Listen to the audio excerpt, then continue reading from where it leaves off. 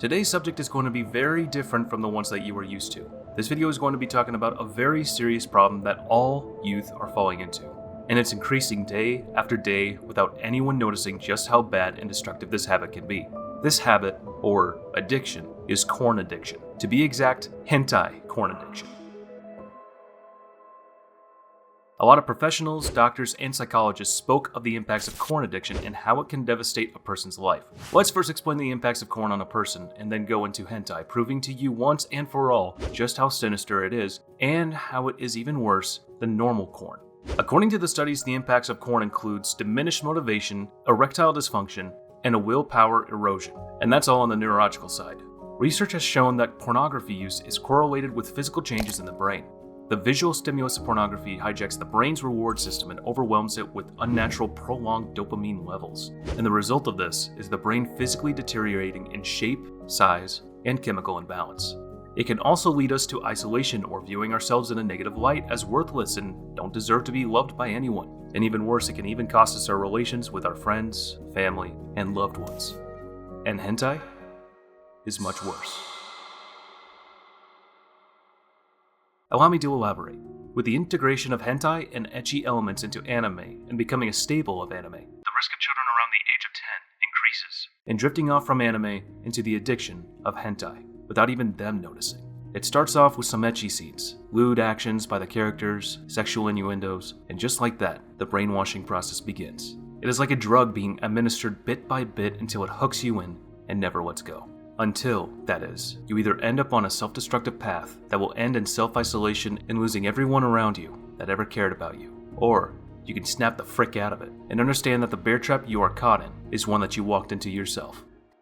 To elaborate just how bad hentai is, I'll tell you my personal experience with it. When I started watching anime, I stumbled upon High School DxD. We all know what that show is about, so let's not play dumb, okay guys? This show was how I was introduced to the ecchi genre. As I explained earlier, things went downhill really fast. What started as just an ecchi-heavy anime with lewd and sexual innuendos ended becoming something a pseudo-hentai addiction. Manhwa, manga, doujin, anime fan arts, you name it, I did it. It wasn't a nice time in my life and I lost so much because of it. This, today, is the purpose of the video. This video is a wake-up call for you guys to not fall into the same industrial and brainwashing traps I fell in.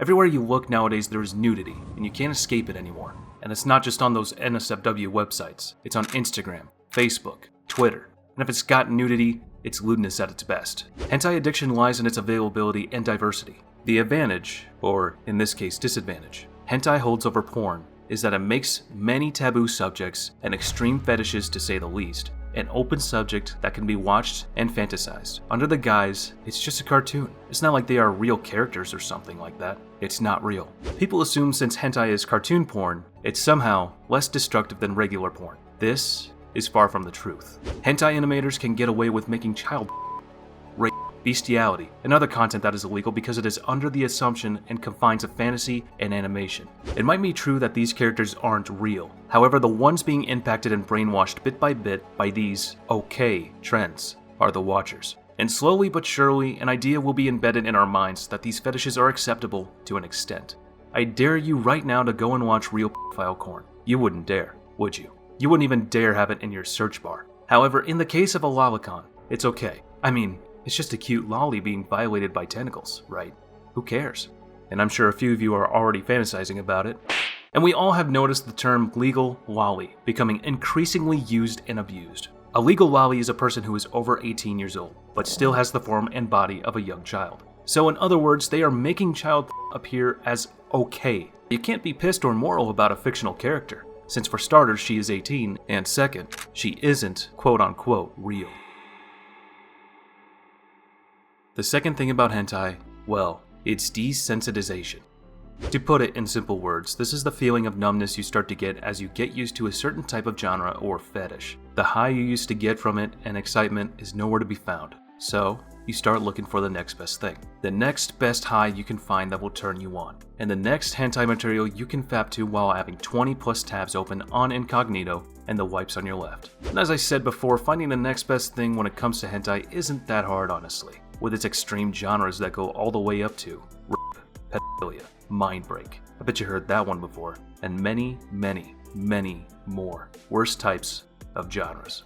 One manga I once read had an impact on me, and that was Metamorphosis. We all know what I'm talking about. This manga, right here, caused a lot of people to even break into tears at how messed up and how it f***ed the life of the character up. What stood out to me is this: there are far worse mangas and even anime than this one, and they're way more messed up than this one. Yet, why is it that Metamorphosis left an impact while the rest didn't? Then, it dawned on me. It is for that reason that it's not fantasy in nature, that it felt so messed up and cursed. It was a story that can be applied to any girl ever in high school who took one wrong decision and it leads her into this effed up life the character found herself in. I want you guys to compare the latest messed up hentai you watched and try to visualize it happening in real life, in real time.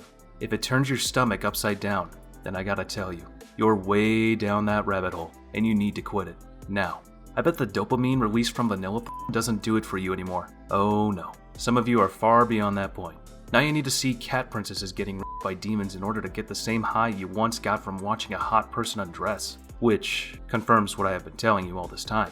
You are slowly but surely adapting, desensitizing, and becoming numb. And you will reach a certain point when not even the most messed up, mind-breaking, gore fetish scenes will do anything for you. And now, you find yourself attracted sexually to anything cartoonish, or even an innocent drawing. This, ladies and gentlemen, is the hidden effect of Rule 34, and no one, seemingly, is taking notice. As for your relations, well, Korn with its big mommy milkers, squirting, and even stepsister fantasies give an unrealistic expectation in the communities you're in, nonetheless in some cases, achievable ones. However, the expectation hentai sets are unrealistic, to say the least, and impossible to follow, unless you have some naked demons ready to gang up on a Neko princess hiding somewhere. And even when some resort to roleplay or cosplay, it leaves them only disappointed with the outcome. It's just not the same when watching the hentai, whether it's the art, the fantasy, or the fetish itself, or even the ungodly moans. These aspects cannot be duplicated in real life, which keeps you glued to the screen while quitting any normal relation, cause, simply put, it isn't the same. Hentai is usually used as a coping mechanism for something, just like corn is used as a stress reliever. In order to quit this addiction, first you have to abstain from all hentai, and try to also cut down on suggestive scenes in anime. This process is done to reprogram your brain and free it from the neurological side effects of hentai and corn addiction. And the next thing you should do is solve the root of the problem driving you to hentai and corn as means of stress relief. Once you finally decide to face that issue and deal with it, you're halfway home free from this despicable addiction. However, if you believe the problems are complex, I urge you to go seek help with a medical professional. This would be the best way to deal with the root of your cause. I hope this video today gave you guys an insight on just how grave the situation is and how serious it is. True, they might be fictional characters, but the impact they cause is quite real. I hope this helps someone out there recount their steps and set up a plan to quit this addiction. And as I said, this is a one-time video, and I just had to shed light on this issue that no one seems to emphasize enough about. I was stuck myself for a while too, and I'm admitting to it. And I care about every single one of you, as well as this community. And with that, I hope you guys have a great rest of your day. And as for now, I'll catch you later. See you in the next one.